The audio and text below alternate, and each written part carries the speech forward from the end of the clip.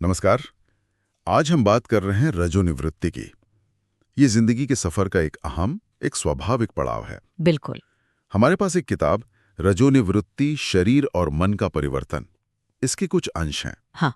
और हमारी कोशिश रहेगी कि इस बदलाव को समझें, शरीर और मन पर इसका क्या असर होता है उसे जानें। और ये भी कि इस दौरान सेहतमंद कैसे रहा जाए। हाँ बिल्कुल।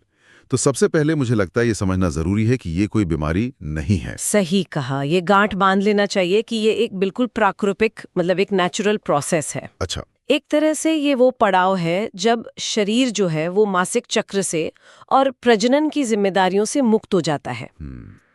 जीवन तो वैसे ही चलता रहता है। हाँ। बस थोड़ी सी क्या कहते हैं सजगता ज्यादा चाहिए होती है अपनी सेहत को लेकर। हाँ, मतलब एक हेल्दी लाइफस्टाइल जरूरी हो जाती है। बहुत जरूरी। तो चलिए शुरुआत करते हैं। ये रजोनिवृत्ति आखिर है क्या, और किस उम्र में होती है आमतौर पर? उम्र के साथ होने वाला एक बदलाव है। इसमें जो स्त्री की डिंब ग्रंथियां हैं, ओवरीज जिसे कहते हैं, हाँ। वो धीरे धीरे हार्मोन बनाना कम करती हैं और फिर बंद कर देती हैं। ओके। ज्यादातर मामलों में ये 45 से 50 साल की उम्र के बीच होता है।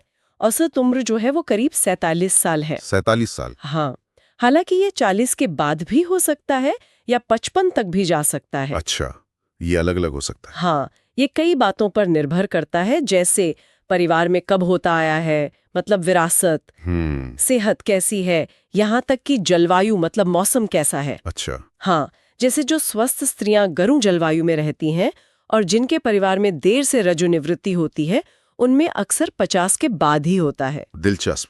और जब ये होता है, डिंब ग्रंथियां काम करना बंद करती हैं, तो शरीर में क्या मुख्य बदलाव आते हैं हार्मोन के स्तर पर?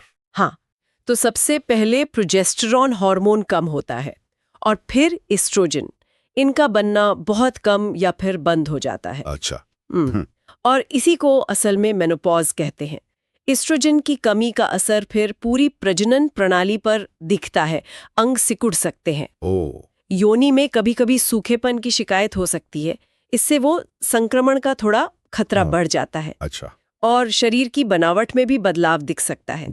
जैसे स्तनों पर या नितंबों पर, पेट पर चर्बी का थोड़ा बढ़ जाना, त्वचा की जो चमक है वो थोड़ी कम हो सकती है, और कभी कभी ठोड़ी या होठों के आसपास हल्के बाल भी दिख सकते हैं। ओके। ये तो हुए कुछ शारीरिक बदलाव। हाँ। किताब में रक्त संचार और हड्डियों पर असर की भी बात है। हाँ। उसके बारे में क्या जानकारी है? हाँ, ये भी एक अहम पहलू है। कुछ स्त्रियों में ब्लड प्रेशर रक्तचाप थोड़ा बढ़ने की प्रवृत्ति हो सकती है। अच्छा। या दिल की धड़कन कभी कभी थोड़ी तेज या अनियमित महसूस हो सकती है। लेकिन जो सबसे जरूरी बात किताब बताती है वो है हड्डियों का कमजोर होना, जिसे ऑस्टियोपोरोसिस कहते हैं। हाँ, ऑस्टियोपोरोसिस, इसका नाम तो काफी सुना है। हाँ, इसमें हड्डियां भुरभुरी सी हो जाती हैं और फिर जरा सी चोट लगने पर भी फ्रैक्चर का खतरा बढ़ जाता है। कहाँ पर ज्यादा खतरा रहता है? खासकर कूल्हे की हड्डी, रीढ़ की हड्डी या कलाई में। ये तो चिंता की बात है। तो इससे बचाव के लिए क्या तरीके हैं, कुछ सुझाए गए हैं किताब में? हाँ बिल्कुल, और बचाव काफी हद तक संभव है।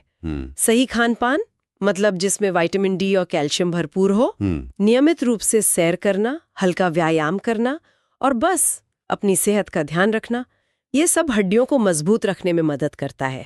बस लापरवाही नहीं करनी चाहिए। सही। और रजोनिवृत्ति की शुरुआत का पता कैसे चलता है? क्या लक्षण होते हैं? वो हॉट फ्लैशेस के बारे में सुना है मैंने। हाँ, हॉट फ्लैशेस सबसे पहला और आम संकेत तो है मासिक धर्म में बदलाव आना। अच्छा। या महीने अनियमित हो जाएं, देर से आने लगे और फिर धीरे धीरे पूरी तरह बंद हो जाते हैं। तो कब माने कि रजोनिवृत्ति हो गई? अगर लगातार 6 महीने तक मासिक न हो तो इसे एक तरह से रजोनिवृत्ति का संकेत मान सकते हैं। ओके, 6 महीने। हाँ, और आपने हॉट फ्लैशेस की बात की, वो भी बहुत आम है। वो क्या होता है असल में? उसमें अचानक चेहरे और गर्दन पर तेज गर्माहट महसूस होती है, जैसे आग सी निकल रही हो। अच्छा। ये कुछ मिनट रह सकती है और उसके बाद पसीना भी आ सकता है। अगर रात में हो तो इससे नींद भी बहुत खराब होती है। हाँ, समझ सकता हूँ। इनके अलावा कुछ और लक्षण भी हो सकते हैं, जैसे हाथों पैरों में झुनझुनी सी महसूस होना या कानों में अजीब सी आवाजें आना। और मानसिक स्तर पर भी असर होता है, जैसे बेचैनी, घबराहट, चिड़चिड़ापन, कभी कभी असुरक्षा का भाव या उदासी डिप्रेशन जैसा भी महसूस हो सकता है। हाँ, ये मानसिक परेशानियां भी काफी अहम हैं। इनसे निपटने के लिए किताब में क्या सुझाव दिए गए हैं? देखिए, यहाँ समझदारी और एक पॉजिटिव सोच बहुत जरूरी है। किताब यही कहती है। ये समझना होगा कि इस उम्र तक बच्चे अक्सर बड़े हो जाते हैं, उनकी अपनी जिंदगी, अपनी व्यस्तताएं होती हैं। हाँ, ये तो है। लेकिन इसका ये मतलब नहीं कि उन्हें माँ की परवाह नहीं है। तो मन को छोटा नहीं करना चाहिए। सही बात है। अपने लिए समय निकालना, कुछ रचनात्मक काम करना, ध्यान लगाना या सामाजिक कामों से जुड़ना, इन सब से मानसिक शांति मिलती है। असल में उम्र के साथ आने वाले इन बदलावों को सहजता से अपनाना जरूरी है। बिल्कुल। एक और सवाल है जो शायद कई लोगों के मन में आता होगा, वो यौन जीवन से जुड़ा है। हाँ, क्या रजोनिवृत्ति के बाद इस पर कोई असर पड़ता है? हाँ, ये एक दिलचस्प बात है। किताब के अनुसार हार्मोन बदलने के बावजूद कुछ महिलाओं में कामेच्छा पर कोई खास असर नहीं पड़ता। अच्छा। बल्कि कुछ मामलों में तो बढ़ भी सकती है। अरे, हाँ, लेकिन हाँ, वो योनि में सूखेपन जैसी दिक्कत हो सकती है, पर उसके लिए डॉक्टरी सलाह से उपाय हैं। जैसे हार्मोनल क्रीम या गोलियां आती हैं, समाधान मौजूद है। अच्छा। किताब में अमेरिका के कुछ अध्ययनों का जिक्र है। वो बताते हैं कि गर्भ ठहरने का डर खत्म हो जाने से कई महिलाएं रजोनिवृत्ति के बाद भी एक स्वस्थ और आनंददायक यौन जीवन जीती हैं। वहां तो 70 साल की उम्र में भी करीब 65-70% महिलाएं यौन रूप से सक्रिय पाई गईं। वाह। हाँ, और भारत में भी अब माहौल बदल रहा है, पारिवारिक ढांचे बदल रहे हैं, तो इस विषय पर थोड़ी मानसिक स्वतंत्रता, खुलापन आ रहा है। ये अच्छी बात है। किताब में एक सावधानी बरतने की सलाह भी दी गई थी शायद। हाँ, और वो बहुत जरूरी है। क्या है वो? जब तक मासिक धर्म बंद हुए पूरा 1 साल न बीत जाए। 1 साल? हाँ, पूरा 1 साल। तब तक गर्भ निरोधक उपाय इस्तेमाल करते रहना जरूरी है। हाँ, क्योंकि उस दौरान भी गर्भ ठहरने की थोड़ी संभावना बनी रहती है। अच्छा, ये जानना बहुत जरूरी है। हाँ जी, बिल्कुल।